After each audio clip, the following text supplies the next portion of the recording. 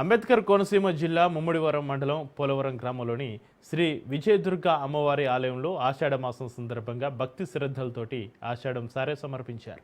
పరిసర ప్రాంతాలకు చెందిన మహిళలు, ఆడపడుచులు మేళతాళాలు, మంగళ వాయిద్యాల నడుమ పిండి వంటలు, స్వీట్స్, పసుపు, కుంకుమ, చీరలు, జాకెట్లు, చలివిడి, వడపప్పు, పానకం తదితర మంగళ ద్రవ్యాలను కూడా ఊరేగింపుగా ఆలయానికి తీసుకొచ్చారు. అనంతరం అమ్మవారికి కుంకుమార్చన, సహస్రనామ అర్చనతో పాటుగా ప్రత్యేక పూజలు నిర్వహించి ఆషాఢం సారను సమర్పించారు అమ్మవారికి.